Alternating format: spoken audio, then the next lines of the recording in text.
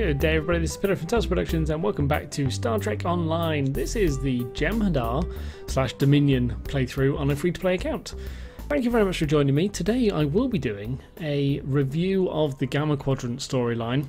So I've just completed it, just finished it. The Engineered for War obviously was the tutorial sort of side, then the Gamma Quadrant is the extra storyline that's come with the expansion, Victory is Life. And I finished it, so let's review.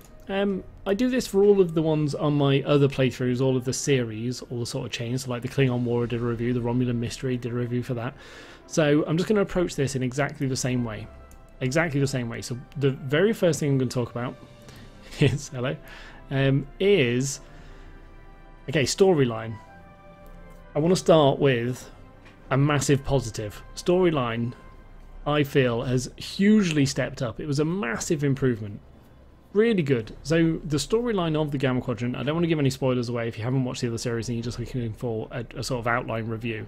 So I'm not going to give any spoilers in this episode, but storyline is both engaging in the way that it runs through, so it keeps you entertained and keeps you interested in the story with little plot twists all the way through, so not just one major one at the end. It's interesting to listen to. It's tied into the Deep Space Nine story a lot. So it's very interesting if you've ever been interested in that, which obviously I am. And I feel like it interacts with enough different sort of races and species and brings all them in the right ways. Really cool.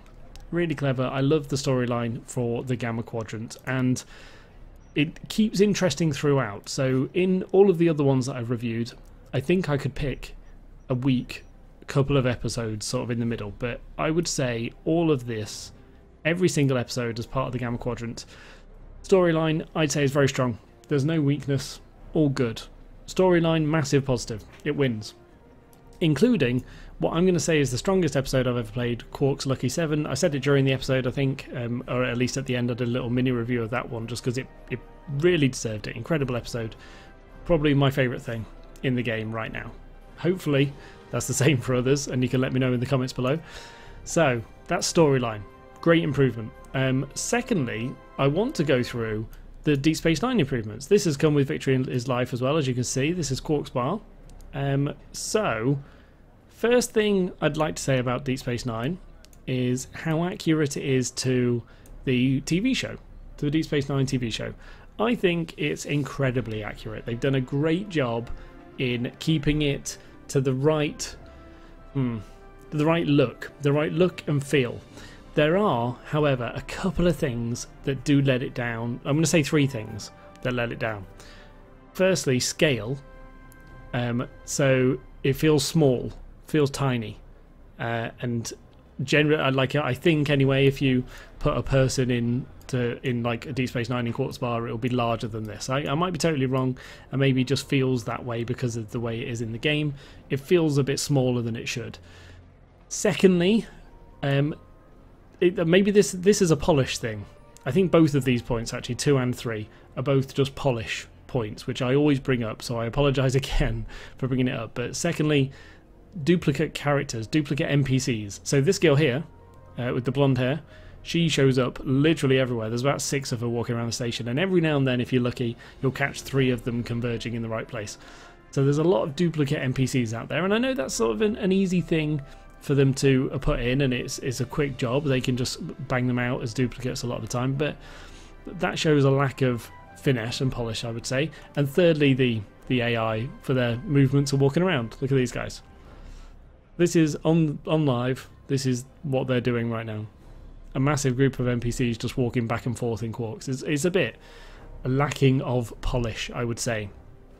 But generally, I still think of the new, the new Deep Space Nine as a massive improvement on the old one, obviously, and a great thing to have brought into the game just because of how accurate it is and how great it feels. Yeah, so I still put it down as a positive, even though I can highlight those 3 slightly negative things to it. I would still put it down as a massive positive. So that brings me on to it being part of the whole storyline and the Deep Space Nine being part of the massive expansion Victory is Life. So what do we think of Victory is Life in general? So I've already said that the two I see, anyway, the two main parts of the expansion being the story, the new story added, and the Deep Space Nine remake, and I love both of those. So you would think that's the expansion signed off and a positive in my book. And there are some things that I haven't experienced yet that I might just be ruling out as not something I'm interested in, like the battle queues that I've just been talking about with Twitch chat.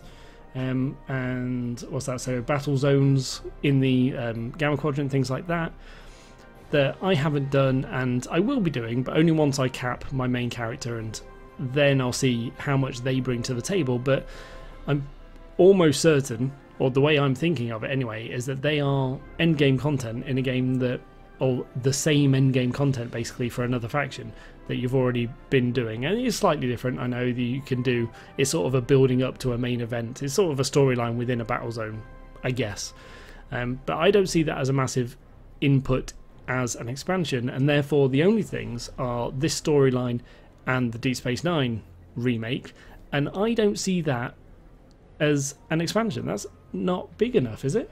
Like, I completed this storyline in 2 evenings, not 2 days, 2 evenings. I work full time, so this is literally just 2 evenings, and I've completed, was that 3, and then there's 6 missions in the Gamma Quadrant. So it's a little bit small for my liking, even though. So what I would hate actually is if they made it bigger, but then the episodes weren't as good. So that would annoy me. That would be worse. Don't do that. But making it bigger with the same quality, that's good. That's what we need. If that's an option, obviously people would say that's not an option. But I'd rather wait longer for an expansion and get more, personally. So it does feel a little bit small, even though I've got to highlight again, the quality of what's been brought is fantastic. I'm a massive fan. So, with that in mind, I will say right now that the... oh, actually, a couple of things that I think could have been done better as well. Wow, I don't want this to turn negative. Overall, I have a positive impression of Victory is Life and the Jem'Hadar. I've enjoyed playing as the Jem'Hadar, I think that's cool. But 2 things that I think could be done slightly better. I think it's fair to say that new players might start a Jem'Hadar character as their first character. Is that fair to say? And I think you can do that, right? It's not like it's locked until you've maxed a character, a different one, I believe. Let me know in the comments below if that's incorrect. But therefore, when you start a new Jem'Hadar character, you get just given all your skills straight away. No explanation as to what they do or anything like that. It's just literally you have a bar full of skills and you have to read through them all and sort of get to grips with that, and that's a difficult thing for a new player to do. So it might have been... Now, I know they don't have to cater for this because anybody can create a level 1 new character of that class and play through it, like as a Starfleet officer or a Klingon or whatever, and then they can learn it as it goes. Then they can create a Jem'Hadar later on. But let's say Jem'Hadar is the one they want, the one they really have an interest in. They'd create that and have 20 odd skills that they need to learn instantly. It might have been good to, in the tutorial, as you come up to a pack, a group of mobs, it give you a skill and explain, this is how you use this skill, go do it now, and then you use that on the group, and then you go and fight another group and it explains another skill. Maybe introduce 2 at a time and you could use them in conjunction. That might have been a good way of running the tutorial for new players. Maybe you could turn that on as an option. That might have been good. I don't know. So that seems a bit much. Like, I'd never played tactical before, so me jumping into this was a bit overwhelming, let's say. Oh, difficulty wise, wow, I haven't even finished that point from before. Don't worry, I'll come back to it. Difficulty wise, I feel like it was good. I died a couple of times. Obviously, I'm useless with tactical. I have figured that out. I'm useless with tactical and escorts. They're a bit too squishy for my liking. But I did die a few times, and I feel like that is a good thing. I don't think it was overtuned. I think anybody that's half decent at the game would be able to do it much better than I can. So yeah, I think the difficulty's right where it is. I'm quite impressed with that, actually. That was good. It felt good. It felt difficult. And the massive fleet fights that you got into were awesome. And they actually felt like you were part of something much bigger. I liked it. Liked it a lot. Another point, though, I think that they could have improved is where you chose that you were choosing the Federation or the Klingon, where you chose which one you would be joining. That was sort of just, it sort of just came out of nowhere. Like, at that point, you were still part of the Dominion, so why are you choosing Federation or Klingon? It doesn't explain that. It just sort of says, which one would you like to ally with? Which we know is sort of a game mechanic, and that makes sense from a game mechanic point of view, but not as a storyline point of view. There's nothing to tell you that the Dominion have become corrupt or something like that, and you're no longer going to be part of it. That isn't what happens, so don't worry, I'm not giving you spoilers still. But as the storyline develops, you should have then been able to choose Federation or Klingon at the end. And I don't feel like choosing it early on was necessary. Like, you don't... Well, maybe it was for, like, the code base of the game. Maybe that couldn't handle a neutral player character past a certain point, not sure. But it feels like that could have been done later just to make it a bit clearer in the storyline why you were choosing a faction to join. Does that make sense? I think that makes sense. Again, let me know in the comments below if you think that's a fair thing to have said. Now, so the difficulty I've mentioned as well, just an overall, I want to say again, I know I always do that in these videos, where I say, I think I start off positive most of the time, but then there's so many tiny little negatives that I think people take it as an overall negative. I want to be very clear that as an overall, I see this as a massive positive. Deep Space Nine, the storyline, both of those trump all of the other negatives put together. The storyline is a massive win, absolutely massive. Please, if you get a chance, please play the Gamma Quadrant storyline. I loved it. It was great. Quark's Lucky 7, absolutely brilliant. Loved it. Seriously, have a go. And I think that brings to an end everything I want to say about it. Obviously, polish became an issue again, so I apologise if I do keep rubbing in the polish line, but it is just still a common thing. I mean, just to show something again, I've just been trying to get a good position to stand for this video, so I thought maybe if I could get in one of these seats, should we choose this one? Yeah, if I could just get in the seat, that'd be cool. Oh no, you can't sit down. You can't sit down properly, or maybe it's just me on my computer, I don't know, but I click on one of these and then a second later it jumps up. Apparently I can't sit in these seats. Just polish, it's just a polish issue. Just needs to be a little bit better, I think. But otherwise, absolute positive on everything that we've seen.